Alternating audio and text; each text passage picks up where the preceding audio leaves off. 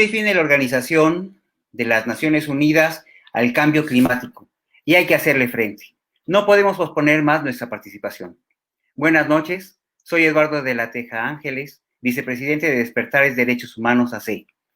Este martes 18 de agosto de 2020 les doy la más cordial bienvenida a la charla número 62 dentro del ciclo de conferencias 100 líderes sociales dando charlas sobre los objetivos de desarrollo sustentable.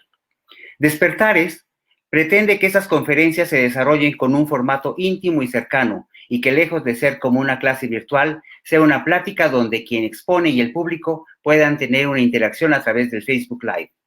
Despertares Derechos Humanos es una comunidad plural, transdisciplinaria, que tiene por misión realizar actividades de promoción y protección de los derechos humanos.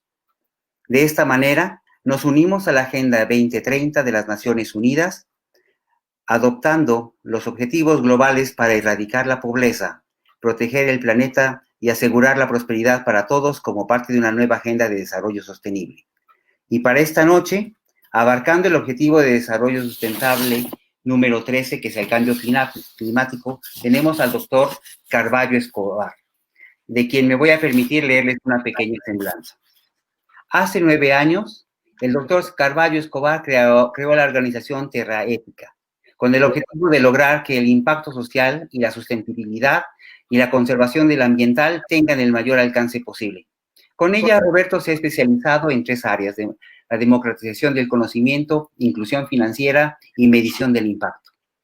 Al día de hoy, ha capacitado a más de 120 organizaciones de la sociedad civil, impartiendo alrededor de 70 conferencias, publicando más de 10 títulos en la revista President's Magazine, donde también es editor en jefe.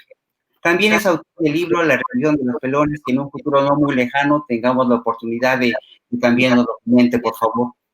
Y Roberto realizó su licenciatura de Filosofía en la Universidad de Sydney, Australia, cuenta con una maestría en ética por la Universidad de Salamanca y es doctor en Filosofía por la Universidad de Valladolid, en España. Bienvenido, Roberto, muchas gracias por estar con nosotros y espero que también disfrutes tanto como nosotros este momento. Muy amable. Muchas gracias a todos, muchas gracias por esa bonita presentación, a todo el equipo de Despertares, muy padre lo que están haciendo, los hemos seguido precisamente en sus webinars, en todos estos talleres que han realizado, así que bueno, es un gusto estar con ustedes y me imagino que pues ya mucha gente quiere platicar, precisamente ya quiere conocer, pues no solamente conocer de los ODS, en específico del ODS Acción por el Clima, sino pues también saber qué podemos hacer nosotros como sociedad, como personas, precisamente para pues evitar esto que va a suceder eventualmente, el famoso cambio climático, o cómo podemos ralentizarlo, cómo podemos hacer algo para poder escapar a este mundo terrorífico que muchas veces nos han contado, y del cual nosotros pues tenemos no solamente la responsabilidad, el deber de tratar de evitarlo. Pues Eduardo y todo el equipo de Despertares,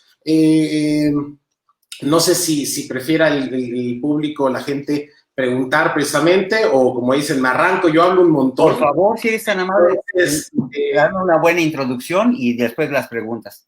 Vale, perfecto. Bueno, pues precisamente la charla de hoy día, el famoso ODS 13, Acción por el Clima, yo creo que además de todo el tema climático, además de todo el tema pues relevante que es relacionado con la resiliencia, relacionado con la resiliencia climática, relacionado evidentemente con los cambios en los ciclos de lluvia, con los desplazamientos climáticos, con los desplazamientos temporales que existen en el mundo, pues también, además de todo esto, yo creo que el cambio climático nos habla de una cosa llamada o no llamada, considerada una división entre lo que es nuestro pasado y lo que es nuestro futuro. ¿Qué significa esto?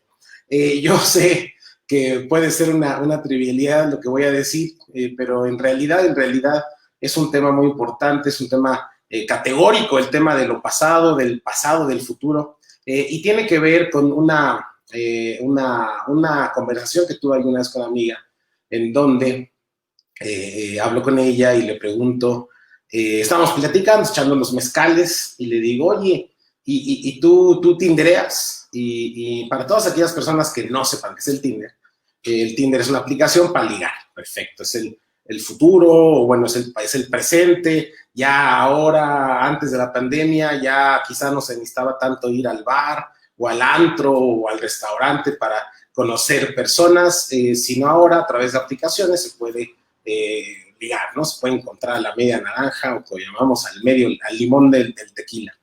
Sin embargo, recuerdo esta conversación con una amiga y le pregunto, ¿y tú tindereas? Me dijo, no, ¿cómo crees? Yo no. Me dijo, bueno, entonces, ¿cómo ligas? Dice, bueno, yo ligo a la antigua. Vale, ¿y qué es la antigua para ti? Bueno, para ella, lo antiguo o la antigua era precisamente, me decía, bueno, yo voy al antro o voy al bar y ahí conozco gente, ¿vale? Ahora, yo les quisiera hacer una pregunta a todos los que están escuchando. ¿Qué es lo antiguo para ustedes? ¿Qué es la antigua? Y aquí es donde entra un componente donde pensamos que estamos cómodos y que nos gusta vivir fuera de nuestra zona de confort, pero en realidad muchas veces no lo estamos. La antigua, ¿qué pasaría si le preguntamos a nuestra abuelita, a nuestra abuela, oye, ¿y tú cómo ligabas, abuela? ¿Qué nos va a decir? Ah, pues yo daba vueltas en el kiosco y los hombres iban dando vueltas el kiosco para el otro lado. Y en algún momento cruzábamos miradas, en algún momento hasta nos tirábamos rosas o flores. Y así es como ellos ligaban a la antigua, donde había pues todo un proceso, hasta cartas, etc. Ahora, el mundo cambia, y cuando el mundo cambia, tenemos que no solamente adaptarnos a las nuevas realidades, también tenemos que entender no solamente que va a cambiar para el futuro, sino también tenemos que sentirnos cómodos con este cambio. ¿Qué significa este cambio? Imagínense hoy día qué significa lo antiguo. Lo antiguo es ir a un bar, hablar con gente, con desconocidos y ligar. Al día de hoy, lo moderno es ligar por Tinder o por cualquier otra aplicación. ¿Qué sucederá en 5 años? En 5 años, la antigua va a ser Tinder o va a ser estas aplicaciones. ¿Cómo va a ser el futuro, el presente en 5 años? ¿Cuál va a ser la forma de ligar en 5 años? Para ellos, la antigua va a ser el día de hoy. Para ellos, el presente es algo que nosotros no imaginamos. Ahora vayan un poco más adelante. ¿Qué es el futuro para ellos?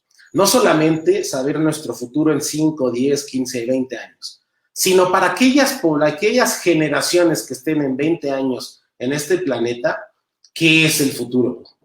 Y otra vez, ¿qué es la antigua o lo antiguo? Lo antiguo somos nosotros. Por lo tanto, si comenzamos a trabajar y si comenzamos a identificar y a salirnos de nuestra zona de confort entre como nos sentimos cómodos, es decir, lo antiguo, y empezamos a ver hacia el futuro, podemos entender que el clima es absolutamente, no solamente relevante, no solamente pertinente, sino es parte de ese futuro en el que todos nos estamos viendo. La realidad del clima, la realidad de este mundo en el que estamos viviendo es que va cambiando. ¿Qué significa que va cambiando? Hay muchos estudios, diferentes estudios dramáticos en donde nos dicen que en 30, 70 años van a subir las mareas 3 metros o 2 metros 70. Otros dicen que en 30 años va a subir medio metro. Yo escuché alguna vez un estudio muy bueno, leí un estudio muy bueno que decía que para el 2100 el planeta Tierra va a necesitar otro planeta completamente desde cero. Es decir, desde cero para satisfacer nuestras necesidades energéticas. Es decir, vamos a ser tantos y vamos a consumir tanta energía que para nosotros casi poder prender el celular, conectar la computadora, necesitaríamos otro planeta solamente, exclusivamente dedicado a nuestras energías. ¿Qué sucede con este mundo en el que estamos viviendo? ¿Por qué poco a poco lo estamos deteriorando? Y no solamente desde ahora, desde hace ya muchos años, siglos, ya ha habido un deterioro, pero lo importante no solamente es identificar que ha habido un deterioro, sino también identificar que ha habido momentos estresantes en nuestra población, momentos donde el ecosistema es suficientemente frágil para que llegue un elemento y ese elemento que sacuda cambie absolutamente todo. Le pasó, por ejemplo, a la población de Rapa Nui, ahí en las Islas de Pascua, le pasa y le ha pasado a muchas otras poblaciones y le va a pasar a otras sociedades como las que nosotros estamos viendo en el futuro. Es decir, pensamos que tenemos una estabilidad, pensamos que tenemos una resiliencia, pero llega un cambio, un pequeñito cambio, y de repente todo, absolutamente todo, se afecta, todo se mueve.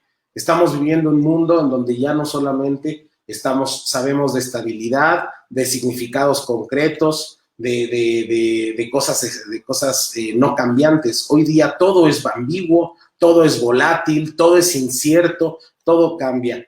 ¿Cómo podemos ajustarnos sabiendo que estamos nosotros cambiando el clima? ¿Cómo podemos, además de que estamos cambiando eso y nuestra realidad está cambiando, cómo podemos adaptarnos precisamente a este nuevo mundo? ¿Qué tenemos que hacer para no evitar estos cambios van a ser reales? ¿Qué tenemos que hacer para ajustarnos de una mejor forma? Por eso se habla mucho de la resiliencia climática, de la resiliencia de precisamente de los pueblos, de las ciudades, de las locaciones, para enfrentar a los grandes cambios que están sucediendo ahora en el clima. Vemos que el mundo cambia, ha habido un desplazamiento en temas climáticos, es decir, la lluvia no solamente cambia en temporadas, sino cada vez cambia por unos cuantos metros, es decir, está medido en donde había zonas que había una lluvia muy intensa, 10 meses después, 10 años después, ha cambiado 100 metros esa lluvia, y ustedes pueden decir, bueno, pero 100 metros no es mucho. Bueno, está en las nubes, realmente no hay tanto impacto. Pero no solamente cambian esos 100 metros, cambian también los tiempos. Hay un caso muy interesante en donde el krill, que es un camaroncito que come, por ejemplo, las ballenas, se ha demostrado que hay un desplazamiento temporal. Es decir, antes el krill viajaba, se reproducía, y llegaba en un momento dado en donde justamente coincidía con las ballenas a que se los pudieran comer estos pequeños camaroncitos, el famoso krill. Y resulta que el cambio climático lo que está generando es que el krill o se reproduzca antes o se reproduzca después. Es decir, es un camaroncito mínimo. ¿Cómo puede ser que un cambio temporal de días puede generar que todas las ballenas o las ballenas que comen, que están llegando a estos lugares, pues dejen de tener alimento? Esta es la realidad en la que vivimos en el día de hoy, esta es la realidad en la que vivimos con el cambio climático, y por eso es importante, quizá para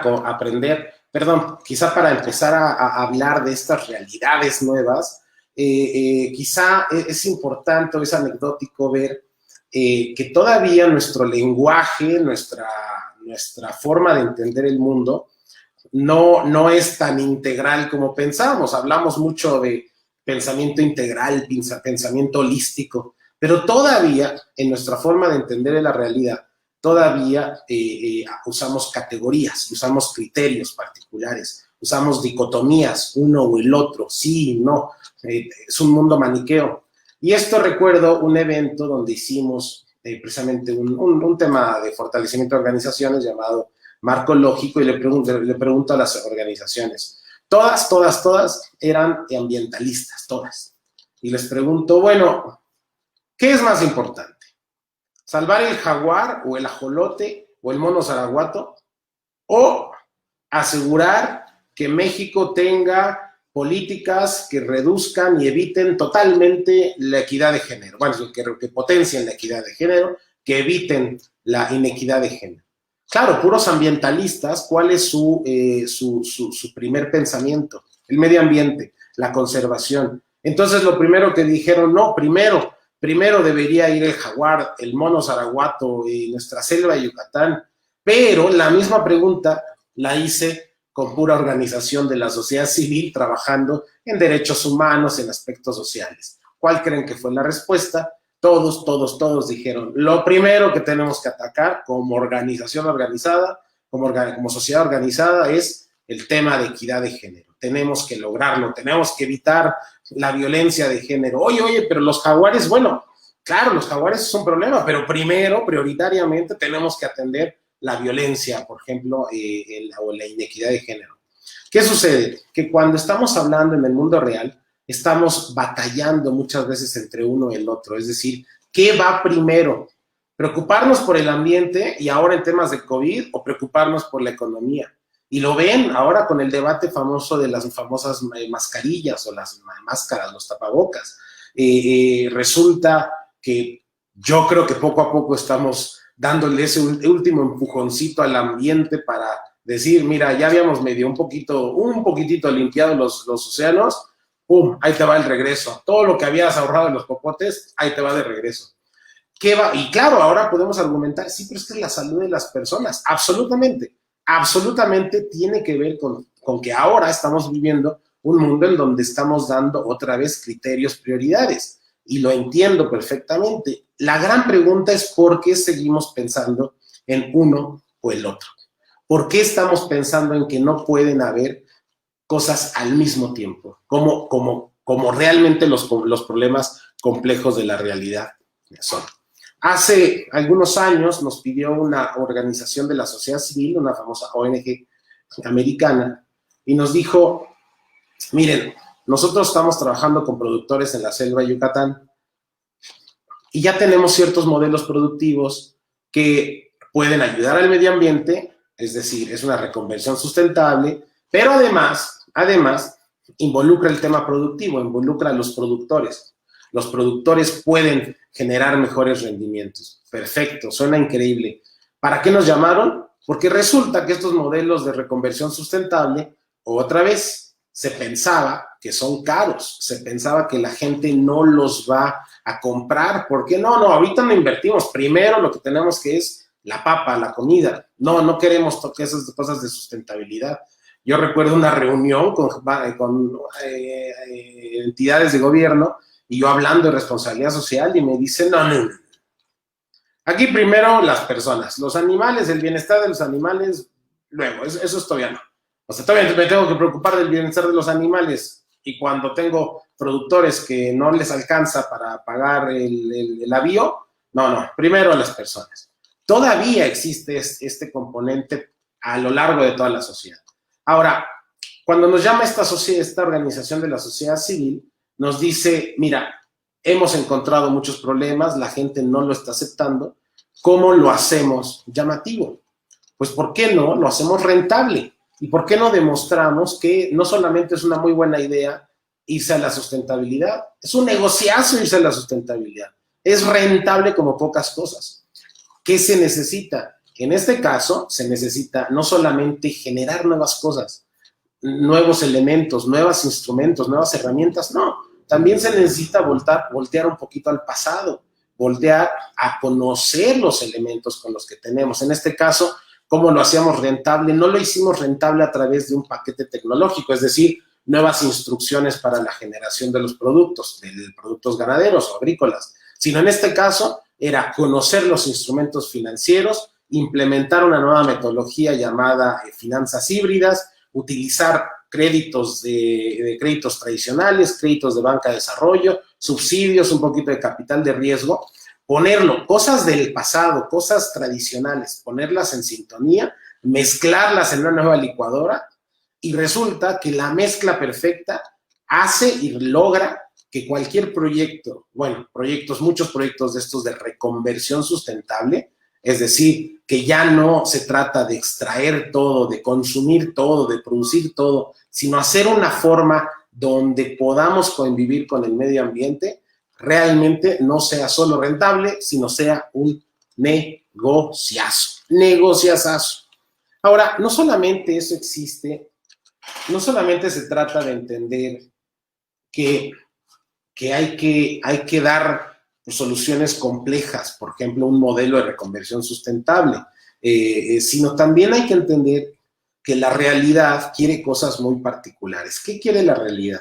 También recuerdo que nos pidió una organización, nos dice, mira, yo encontré que muchas cooperativas y muchos productores, pues les va bien, productores sociales, es decir, empresas sociales y de la economía social y solidaria, pues les va bien, pero les falta ese puntito, como que no entran al mercado financiero, y cuando no entran al mercado financiero, la banca, a veces se limita su desarrollar comercial. Es decir, oye, pues te llegó un pedido de 3 millones de pesos, pero en caja solo hay 500,000 pesos. Pues si en caja no los tienes y los proveedores no te prestan, entonces no puedes no puedes generar el producto. Si entrases a un sector, al sistema financiero a través de la banca o a través de un intermediario financiero con factoraje, podrías empezar a detonar mejores procesos en el comercio. Bueno, eso es el tema técnico. En términos muy reales, nos dijo esta organización, mira, yo veo que el problema es que las empresas no conocen, o sea, son sociales, son ambientalmente responsables, pero no conocen cómo entrar al sistema financiero. Y en vez de que nosotros diéramos un gran salto, una gran plataforma para decir, con esta van a entrar, en este caso muy concreto, lo que se necesitaba era información, democratizar información, decirle al mundo, mira, tú quieres tú quieres un recurso financiero, quieres fondeo, pero ese fondeo está condicionado porque tú estás generando bien para el ambiente y nadie te dice en dónde está este financiamiento, hay un error en el sistema. Entonces, nosotros, por ejemplo, definimos un primer mapa de instrumentos financieros para empresas sociales. Lo hicimos junto con la Fundación Fundemex. Es disponible, es gratuito, está abierto. Esto es un ejemplo de cómo algo tan raro o tan lejano como el clima puede en realidad mezclarse al final de la línea con un instrumento financiero como un crédito, a través de una empresa social. Es decir, los problemas son más complejos de los que pensamos, mucho más complejos de los que pensamos. Otro caso que nos sucedió y que es importante es entender que la realidad del clima es mucho más complejo de lo que pensamos. Otra organización se da cuenta que los pescadores del país, más de 47,000 de una confederación, pues están extrayendo de más el recurso del mar, es decir, están pescando de más. ¿Y por qué? Cuando se hace un análisis se encuentra que están pescando de más porque no tienen o no cuentan con seguridad social. ¿Qué significa? Que no tienen IMSS. Y si no tienen IMSS, ¿qué sucede? Pues el futuro, no saben qué va a pasar en el futuro, entonces el día de hoy empiezan a extraer para después tener un poquito más de tranquilidad. Ya ha habido convenios que les permite a las cooperativas pesqueras entrar al IMSS, pero ¿qué sucede? Que no les alcanza a las cooperativas pagar las cuotas, y como no les alcanza a pagar las cuotas, porque el sistema es complejo, no solamente eso, se van endeudando porque no van alcanzando a pagar las cuotas previas, se van endeudando, la deuda va creciendo, los pescadores siguen sin seguridad social, siguen extrayendo y el mar de Cortés se está vaciando. Bueno, el mar en México. ¿Qué solución encuentra, por ejemplo, una organización? Dice, bueno, ¿por qué no mezclamos instrumentos financieros para asegurar que los productores logren ser sustentables, no extraigan de más y además, dado que es un instrumento financiero, podamos asegurarles, por ejemplo, prestaciones no solo de ley o, por ejemplo, prestaciones como seguro de desempleo? ¿Y qué creen? En México ya contamos con un instrumento llamado fideicomiso, lo que en inglés le llaman el trust, pero en México ya contamos con él. Y entonces se empieza a generar un fideicomiso relacionado precisamente para empezar a generar estos instrumentos, en donde se le pueda pagar al IMSS, pero al mismo tiempo se le pueda condicionar a los pescadores para que ellos tengan seguridad social, sí y solo si acatan reglas de sustentabilidad. El nuevo mundo del clima va más allá de la conservación, va más allá del mar, va más allá del entorno. Se mezcla con la sociedad enteramente y se mezcla en lugares donde pensamos que no hay mucho sentido. ¿En qué momento conectamos una pensión, es decir, tu Afore, con la conservación de los peces que nadan al lado del Totoaba? Ah, caray, pues resulta que sí hay una forma de mezclarlos. Recientemente, el 27 de diciembre del año pasado, es decir, hace 7 meses, el gobierno de la Ciudad de México emite en la Gaceta Oficial de la Ciudad de México a través de la Secretaría de Medio Ambiente, emite una cosa llamada proceso de consulta vecinal. ¿Qué es el proceso de consulta vecinal? Es algo que tiene mucho sentido. Para grandes construcciones, en vez de que llegue la construcción y se plante, lo que sucede ahora es un requisito para lograrlo, es, bueno, vamos a consultarle a los vecinos. Vamos a preguntarle a los vecinos su opinión a través de mecanismos como, por ejemplo, las encuestas o los talleres. Vamos a preguntarles qué opinan de los impactos que va a generar esta gran construcción, qué opinan acerca de las medidas de atención. Bueno, por ley, hoy día ya existe. ¿Y quién creen que gestiona, autoriza, valida un proceso de consulta vecinal en la rama social? Es decir, ir con gente, hablar con gente, hacer reuniones sociales, lo que se llama antiguamente licencia social, o en Colombia le llaman asambleas participativas, lo gestiona la Secretaría de Medio Ambiente de la Ciudad de México. Es decir, van de la mano el clima, el medio ambiente, ahora con lo social. Ya esa idea en donde hablábamos de una sustentabilidad ambiental y una sostenibilidad social y una sostenibilidad económica se empieza a desvanecer. Hoy día vemos que cada vez se están integrando más los tres elementos y estamos hablando casi de una sola sostenibilidad. ¿Qué podemos hacer como sociedades? ¿Qué podemos hacer nosotros como personas cuando estamos trabajando con temas de clima? Pues el ODS 13, el de acción climática, habla directamente en, bueno, vamos a bajar las emisiones de carbono o de CO2 equivalente a nivel nacional. Y me han preguntado, oye, ¿y yo puedo comprar bonos de carbono? Oye, ¿y dónde los venden? Oye, ¿en qué mercado entro? A mí me interesa. O al revés, proyectos productivos. Oye, ¿y yo cómo puedo fondearme a través precisamente de bonos de carbono? Bueno, ¿cuál es el problema? Que existen los instrumentos. Sin embargo, no hemos logrado como sector hacerlo tan fácil para que cualquier persona entienda no solamente los bonos de carbono, sino la importancia de medir la huella de carbono. Hace 2 días di precisamente un taller de medición de huella de carbono y lo que uno recaba en las opiniones y las preguntas de las personas es que hay mucha información para medir tu huella de carbono, hay muchos lugares comunes, hay muchos mitos, pero cuando realmente te sientas a medir la huella de carbono, es decir, cuando ya dices, vamos a sacar el lápiz y el papel, ahí surgen todas las dudas. ¿Por qué? Porque es muy fácil comprar un vuelo de avión y decir, mira, consumo 13 toneladas y dice check, y si quieres mitigarlo con $5 más. Es muy fácil hacerlo. Oye, pero entonces tengo que comprar un avión cada vez que quiero mitigar mi huella de carbono. No, es fácil. Hay unas calculadoras. Hay muchas calculadoras públicas.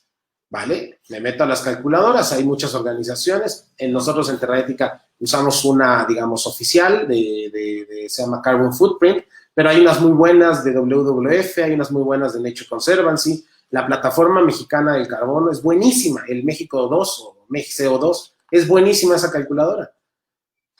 La pregunta es, oye, ¿yo puedo medir mi huella de carbono de mi casa? Es decir, ¿cuántos kilómetros viajas? ¿Cuántos focos utilizas en tu casa? ¿Cuánta energía estás consumiendo? Oye, pero yo soy emprendedor. A mí me gustaría sacar y saber cuál es la huella de carbono de este nuevo aditamento que estoy inventando para los celulares. Cuando empezamos a hacer una pregunta tan sencilla como ¿cómo le mido la huella de carbono a un producto? Las calculadoras dejan de funcionar, ya no van para ahí. Necesitamos nuevos instrumentos. ¿Y qué significan nuevos instrumentos? Mucho más información. Muchas veces es información pública, pero no hemos logrado consolidarla en un solo lugar. Es pública, pero está ahí guardada en una tercera landing page, en un PDF, al último de un reporte de 200 páginas, la huella de carbono. Les hago esta pregunta y a mí me da mucho miedo la respuesta. ¿Cómo puede ser que no sepamos la huella de carbono de las grandes empresas mexicanas? Existe el dato, por ley tiene que existir, ellos tienen que reportarnos la huella de carbono, pero ¿en dónde está? En un reporte, en una landing page, tercera, en un PDF que después de 100 páginas, ahí está el dato pequeñito. ¿Por qué nos da miedo hacer público cierta información? Hace unos años, un par de años precisamente, o ya un año y medio, comencé a participar en un proyecto de una cajeta vegana. La cajeta vegana, además de los elementos veganos, dijimos y pensamos, ¿y por qué no? Otro de los diferenciadores es la huella de carbono.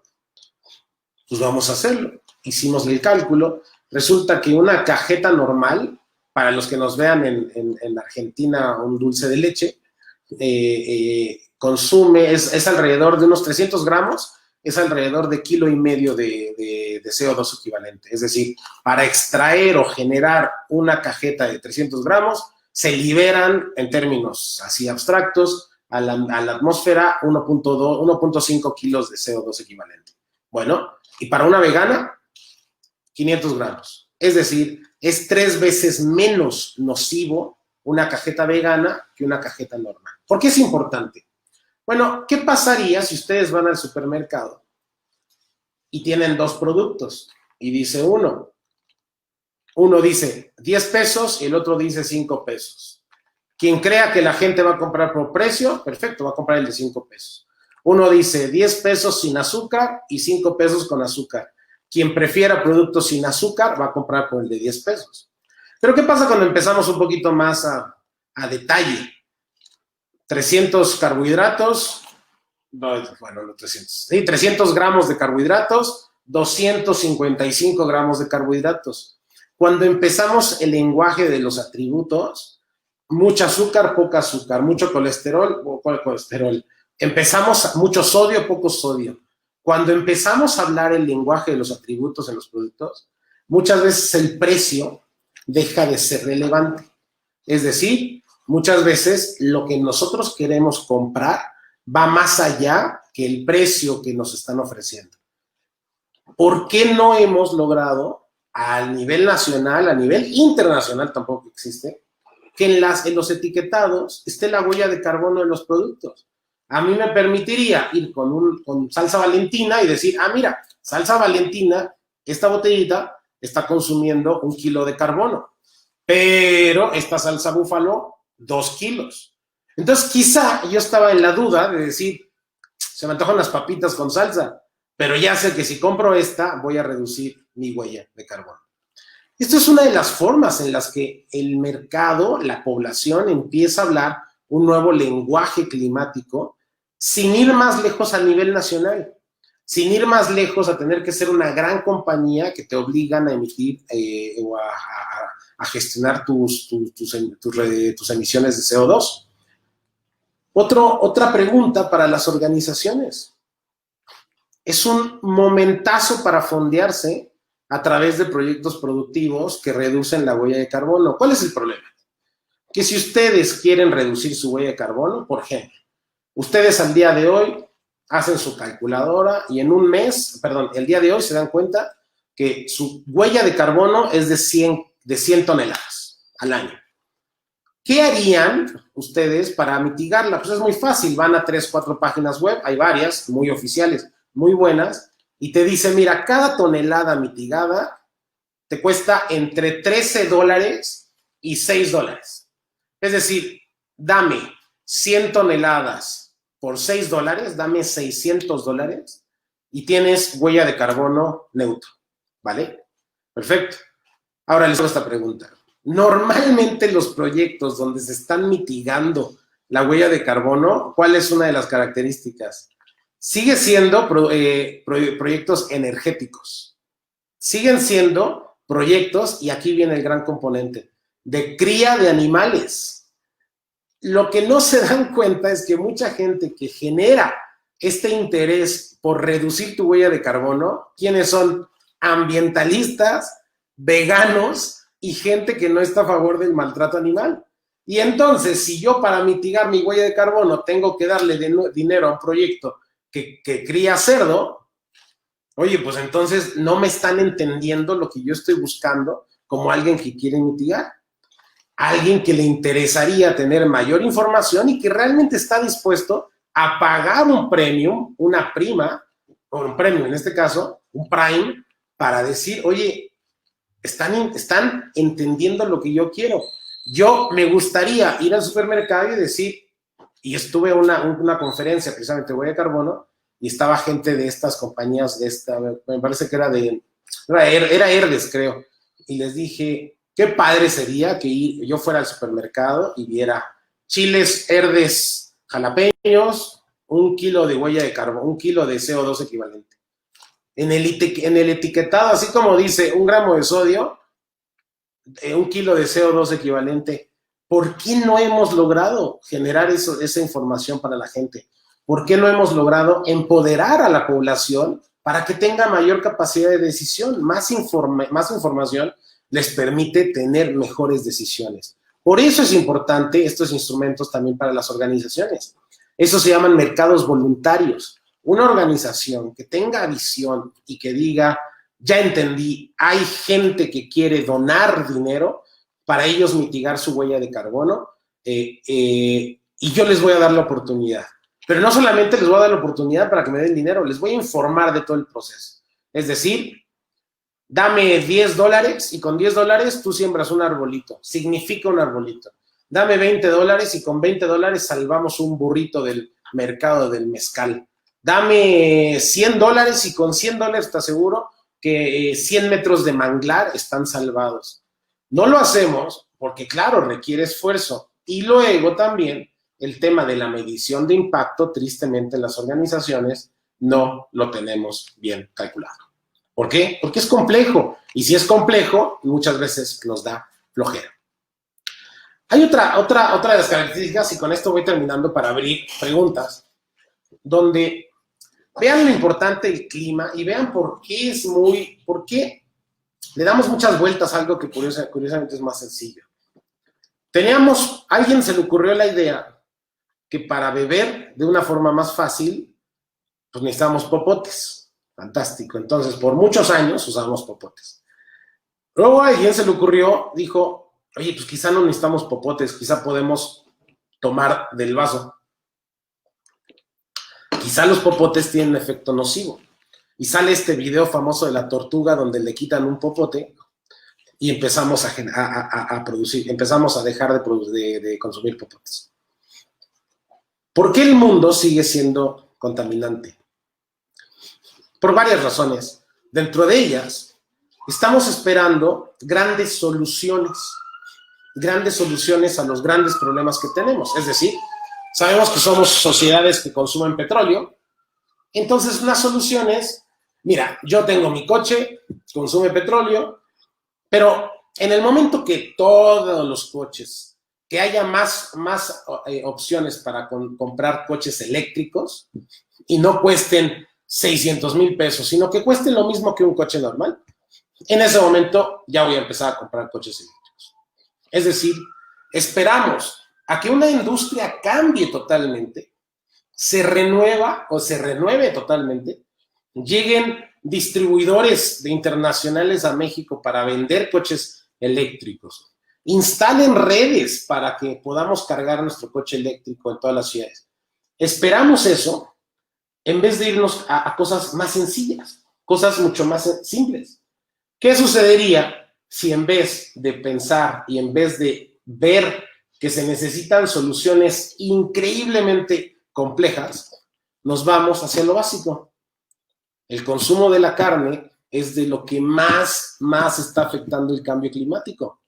Es lo que más afecta. ¿Cómo puede ser que vayamos al súper, veamos el consumo y todos los productos de carne, de pescado, de pollo, en los aparadores, y no nos preguntemos qué va a pasar con la que no se vende? Los datos son de miedo, de miedo, los datos de los animales vivos al día de hoy que están destinados a consumirse. Es de miedo, es enorme.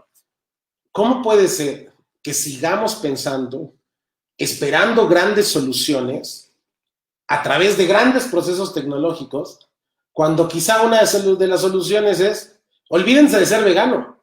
Una de las soluciones es, oye, quizá 2 días a la semana no como carne. Una de las soluciones podría ser, en vez de ir a comer alitas y comerte 30 alitas, que equivale a casi 30 pájaros, porque no dudo mucho que le quiten una alita a cada uno, dudo mucho que le atinen a 2 alitas a cada uno, ¿por qué no empezamos a reducir nuestras formas de comprender el mundo? ¿Opciones hay? Hay absolutamente. 1/3 de la población que consume leche o bebidas derivadas de las plantas, es decir, como le quieran llamar, leche, bebida de coco, leche de almendra, 1/3 de esa población exclusivamente la consume no porque es más saludable, no porque es vegano, la consume porque le gusta más. Si ustedes hoy día van a poner un negocio de queso, si se van a los datos de cómo se comporta el mercado, les dice que en 2-3 años el queso va a bajar su consumo. ¿Y qué es lo que va a consumir? ¿Qué es lo que va a subir? El consumo vegano. El mundo nos está diciendo que las sociedades quieren cosas diferentes. Una marca de carne vegana, precisamente cuando sale al mercado, se piensa que su valor iba a incrementar 4 veces. Resulta que su valor la venden en cualquier lugar aquí en México, la venden en Superama, etcétera. Incrementó 27 veces. Un medio kilo de carne vegana cuesta el doble de un medio kilo de carne normal. ¿Qué significa? Pueden decir, sí, pero es que los veganos gastan mucho dinero, tienen mucho dinero y están dispuestos a gastarlo. No, curiosamente no. Es ir hacia el pasado, es ir a consumir productos locales, productos mexicanos, productos de la tierra. Y la solución no está en grandes procesos tecnológicos, los hay. Esta chamarra es de piel vegana, es decir, yo me tuve que esperar años para decir, no quiero una chamarra que esté matando animales. ¿Y qué creen? Se van a cualquier tienda de ropa hoy día y ya encuentran opciones sin crueldad animal y sobre todo con una huella de carbono mucho más reducida. El mundo es diferente. El mundo se enfrenta a cambios. La gran pregunta que les dejo, y con esto abro a preguntas, ¿qué tan preparados están ustedes para salirse de su zona de confort? El mundo nos está sacando constantemente de nuestra zona de comodidad. Nos dice, yo ya tengo mi oficinita, voy a trabajar de 9 de la mañana a 6 de la tarde ahí en Santa Fe, y mientras no haga nada no me corren. Yo voy a tener mi rutina. Y de repente que llega el COVID y resulta que esa comodidad de tener mis rutinas, hoy día ya no. Ahora tengo que adaptarme a las sesiones en Zoom. Ahora tengo que hacer reuniones en Zoom y qué flojera estar 3-4 horas en una reunión Zoom, como antes había la famosa reuninitis en Santa Feitis, donde había reuniones kilométricas. Entonces ahora tenemos que cambiar. Algo tan novedoso como los espacios de coworking, que no creo que han de tener ni 6 años en el país, ni 10 años en el país, algo llega, lo sacude totalmente y resulta que esa estabilidad de decir, qué buena idea de ser un coworking, hoy día, con el cambio, con el COVID, con las nuevas realidades, ya no es algo tan buena idea. El mundo cambia. En nuestro caso, en caso de Terraética, no solamente creemos que cambia y tenemos que adaptarnos y tenemos que sentirnos fuera de nuestra zona de confort, sino además nosotros creemos que uno de los elementos es la información. De lo más importante que ha cambiado es la información. Antes se decía que información es poder y todavía lo puede ser. La gran diferencia es que yo creo que el poder no está en la información, sino en la democratización de la información. Hay que, como sector de organizaciones de la sociedad civil, como fundaciones, es nuestra tarea brindar más información, porque esa información y levantar un poquito el peldaño, decir, mira, vamos a hacer estos instrumentos, vamos a hacer esto, aunque me va a complicar a mí la historia, pero vamos a hacerlo para que los otros mejoren, y si los otros mejoran con más información, entonces nosotros nos obligamos a mejorar. La democratización de la información es un elemento fundamental para salirse de una zona de confort, donde yo digo, yo tengo las herramientas, yo tengo el poder y nadie más lo tiene, porque es mío, y si yo lo pierdo ya no soy tan competitivo. Esas son las viejas reglas. Por eso los invitamos, y con esto abro preguntas, nosotros en nuestra página web tenemos, por ejemplo, un mapa de donantes público, donde cualquier persona puede ir y decir, oye, ¿dónde hay fondeos? ¿Dónde hay convocatorias temporales públicas? O ahora tenemos TDRs, y no me cobren por los datos, no me cobren por las características. Ya hay organizaciones que lo hacen. Hay organizaciones que te dicen, ¿quieres algo ambiental? Listo, yo te consigo la convocatoria y nadie más la sabe. Es un correo que a mí me llega y nadie más lo tiene. Es el pasado. En este caso, nuestro mapa de donantes abarca lo ambiental, abarca cambio climático, abarca la salud, educación. Si eres una organización, puedes ir al mapa, descargar totalmente el mapa, bajarlo en Excel, en PDF, bajarlo en Word y llevártelo ahí a la sierra a disfrutar y leer acerca de las convocatorias que hay. Yo los invito, como personas de la sociedad, de las organizaciones de la sociedad civil, a subir un escalón, a obligarnos a todos los demás a democratizar más información. Esa información no solamente va a afectar, como vimos, en áreas pequeñas. El clima hoy día, al día de hoy, la acción climática es mucho más amplia.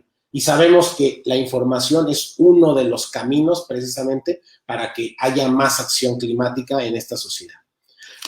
Si hay alguna pregunta, no me han llegado preguntas, no sé si hay preguntas, pero con mucho gusto las voy respondiendo. Yo sé que hablo mucho y ahora sí que una disculpa por el rollito. Bueno, primero yo tengo que agradecer, es la primera vez que entiendo perfectamente bien lo que es la huella.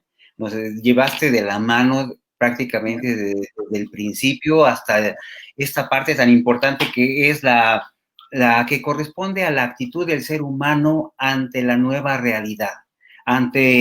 Y ahora con lo del COVID, pues de nuestra nueva normalidad que hemos cambiado. ¿Y qué es la nueva normalidad? Precisamente es hacer lo que hacíamos antes con las modificaciones que tienen que ayudarnos para seguir adelante y ayudarnos a nosotros mismos en estos problemas. Esa jerarquización que nos estás comentando de que yo tengo mi jerarquía, tú tienes tu jerarquía y a la hora de que nos enfrentamos a un problema, yo le doy mi enfoque. Yo creo que para eso es exactamente la importancia que tienen las organizaciones de la sociedad civil, que son interdisciplinarias o transdisciplinarias, en las cuales pueden tener un enfoque mucho más holístico del mismo problema y que nos pueden llevar a una solución más real, probablemente hasta más profunda, más de raíz, que lo que pueda darse. El hacer un análisis, una causa raíz, por ejemplo, de lo que se esté presentando de un problema y que podamos actuar tal vez nada más con el puro cambiar un método, hacerlo que se lleve tal cual, eso nos ayudaría muchísimo. Pequeños cambios día a día hacen gran diferencia. Pequeños cambios de toda la población detonan totales cambios en toda la estructura. Absolutamente. Sí, entonces vamos con las preguntas, por favor. Dice, una vez vimos en el informe de la la Asociación Bancaria Mexicana, que el rubro al que menos le están destinando dinero es a los odds de acción por el clima. ¿Por qué sucede esto? ¿No les interesa a las grandes empresas hacer una inversión social en este tema? Yo creo que esa es una de las tristes realidades de este mundo en el que vivimos. Hay varias razones. No dudo lo que dice, que sea el que menos dinero se le destina.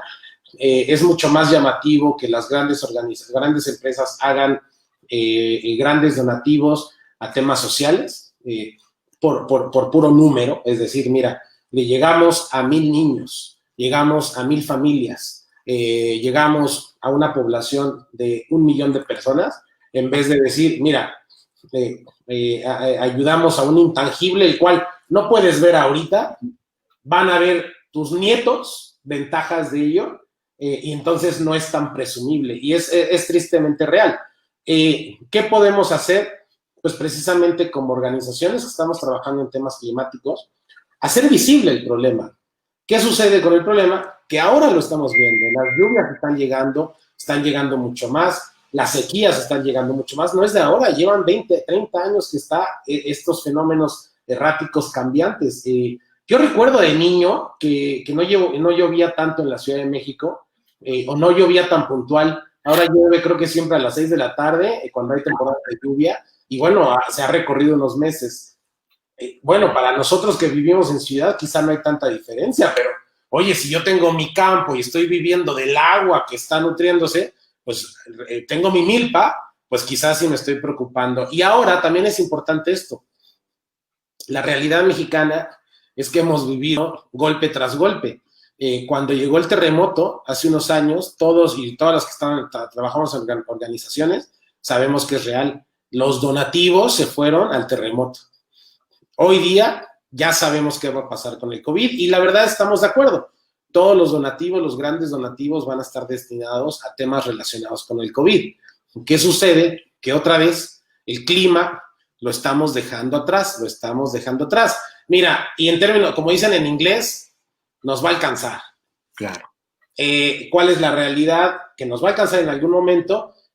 Por eso es tan importante esa democratización de la información. No solamente es que la gente conozca, pero que la gente empiece a manipular, que conozca, que entienda los datos para decir, ah, caray, pues no solamente me está diciendo que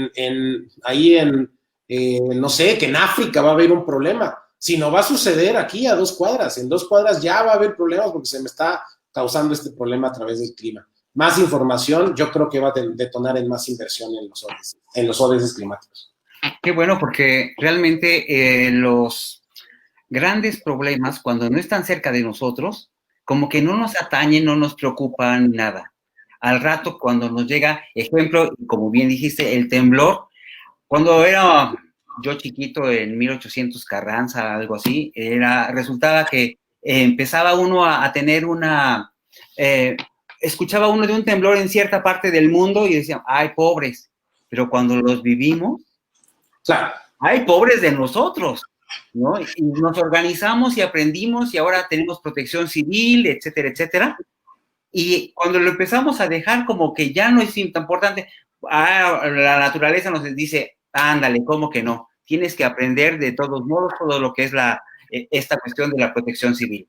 Ok, ya le entramos y ahora le entramos con más ganas y ahora tenemos hasta hospital seguro, etcétera, etcétera, y que está funcionando ahorita con lo del COVID, por ejemplo, que nos está funcionando esta parte. Pero no es hasta que nos tocó que nos hicimos conscientes del daño que nosotros mismos estamos causando.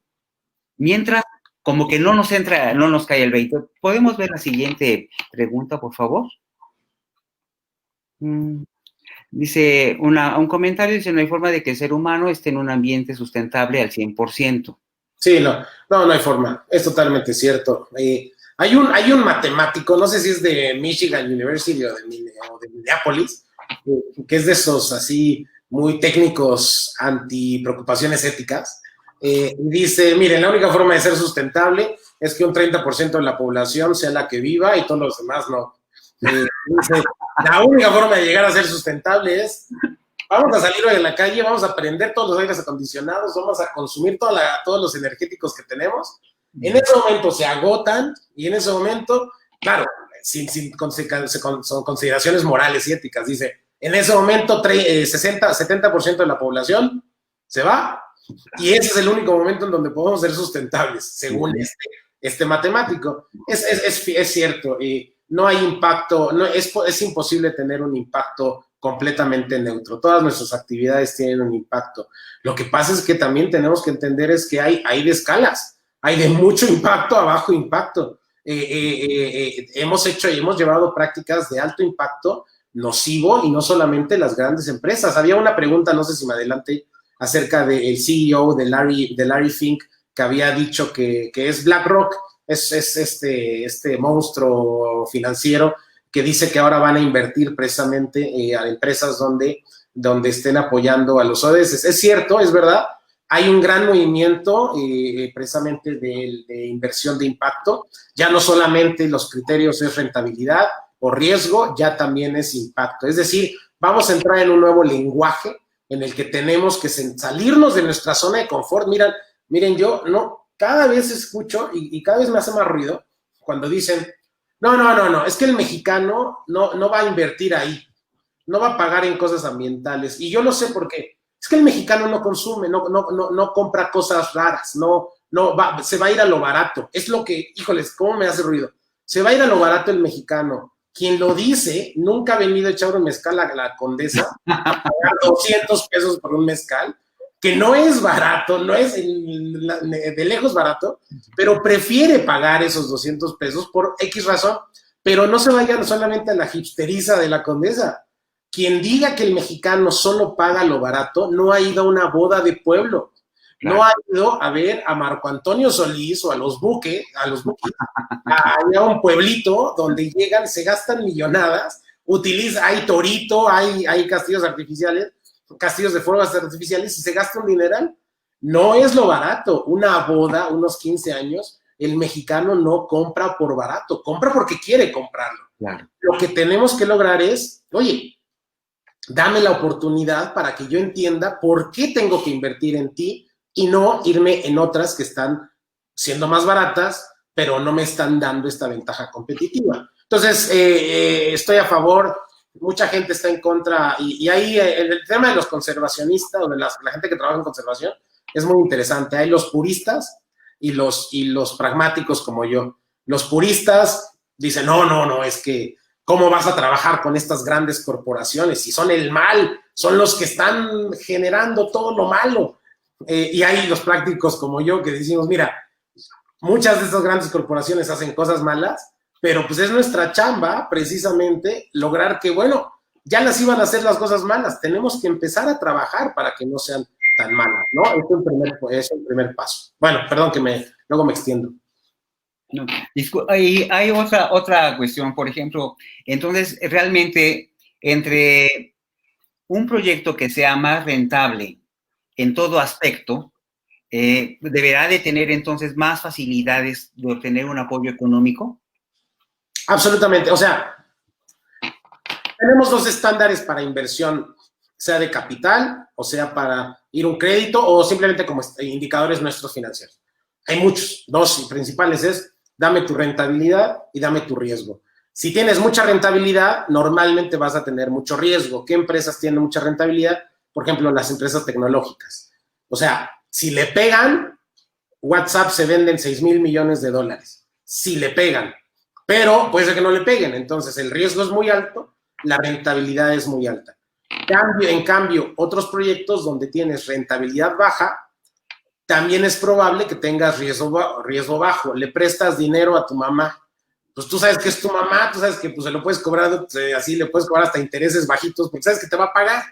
Bueno, pues entonces es rentabilidad baja, bajos intereses, por una rentabilidad baja, porque tampoco te vas a manchar con tu mamá. Entonces, cuando hablamos un nuevo lenguaje, ya hablamos también del lenguaje del impacto. ¿En qué momento podemos? Todavía no existe en el mundo ese estudio. De hecho, nosotros estamos trabajando para poder generarlo. Ese estudio que vincule alta rentabilidad, alto riesgo y cuánto impacto. O bajo impacto, cuánta rentabilidad y riesgo tendrías que tener para poder estimarlo. En el día de hoy, si ustedes van a un crédito, si van a pedir un crédito, les van a pedir, dame tu rentabilidad. Si van a pedir un subsidio, les van a decir, dame tu rentabilidad, tu TIR, tu banco. Si van a pedir un capital de riesgo, dame tu rentabilidad y yo calculo el riesgo. Esto es el día de hoy, pero ya estamos saliendo de esta zona de confort. Poco a poco ya estamos integrando el lenguaje del impacto. Entonces, va a haber grandes oportunidades. Yo conozco un fondo de inversión vegano. Solo le da dinero a proyectos veganos. No internacional, México. En México es un fondo de inversión vegano. O sea, imagínense el cambio de esquemas que estamos generando. Ahora, en el mundo futuro, dame tu rentabilidad, oye, pero no es muy alta. Dame tu riesgo. Fíjate que no es muy alto, pero ahora dame tu impacto. Es altísimo. Y lo que van a hacer los grandes fondos de inversión del futuro, se van a ir a impacto. Aunque tu rentabilidad no sea enorme, pero si tú me demuestras con números que tu impacto es gigante, yo te invierto. Y este es el principio de las, por ejemplo, uno de los procesos de por ejemplo, finanzas híbridas, bueno, etcétera. Hay muchos instrumentos que van por ahí. Oye, entonces sería muy importante que las organizaciones de la sociedad civil creáramos conciencia en el público para que ellos tengan una elección consciente y se vayan por una cuestión que sea de mayor impacto definitivamente. Y no solamente que sea de mayor impacto, que a mí me permite entender el impacto. Es que, mira, yo he soñado con que tener enfrente dos organizaciones y que una me diga, tú me das $1 y por cada peso que me das, voy a ayudar a 5 niños. Y la otra que me diga, por cada peso que me das, voy a sembrar 10 arbolitos. Entonces yo escoja. Pero lo que van a decir las organizaciones, van a decir, bueno, es que no es tan sencillo, porque hay gastos operativos, hay gastos administrativos, no te lo puedo dar en unitario, porque bueno, es más complejo. Y empezamos a hablar, porque por flojera, de calcularlo, porque pues es difícil calcularlo, decir, híjoles, ¿cómo le puedo dar un unitario? No quiere decir que haya un unitario, significa hablar el lenguaje del donante. Oye, a ver, tú me estás diciendo que por 10 pesos puedo ayudar, puedo sembrar 100 árboles, ¿vale? ¿Sabes qué? Tengo 200 en la cartera. Entonces yo automáticamente sé que con los 200 voy a generar 200 árboles. Pero a mí como donante no me permites precisamente hacer esa matemática rápida. Me tienes que decir, bueno, depende. O sea, es que es más complejo. Uy, si digo depende, ya, a mí como donante ya me da flojera ir y dar el recurso. Entonces, repito, es información. Y no solo información que el auditorio, es decir, el donante o la persona, entienda de forma muy sencilla. Muchas veces las organizaciones hablamos para nosotros. Es que lo que nosotros hemos hecho, esto es lo que hacemos, nuestros servicios, nuestro equipo, nuestra historia, nuestro patronato. Oye, pues no, más bien háblame de lo que tú, que vas a venir a mi organización, vas a lograr con tu donativo, de lo que tú como persona en YouTube o en Facebook vas a lograr con tu like, lo que tú vas a lograr con tu share. Entonces, es un tema es un tema muy amplio y realmente yo creo que nace desde la información, democratizar la información. Pues ya no hay más preguntas. Te agradezco de sobremanera esta plática. Realmente sí, fue un placer escucharte y espero que podamos escucharte con mayor frecuencia. Muchas gracias, estoy a sus órdenes, es un gusto saludarlos. Un abrazo a todos los que nos escucharon, un abrazo a Despertares, a todo su equipo por su linda labor. Muy amable, muchas gracias. Hasta luego. Seguimos. Mañana hay más. Gracias. Buenas noches.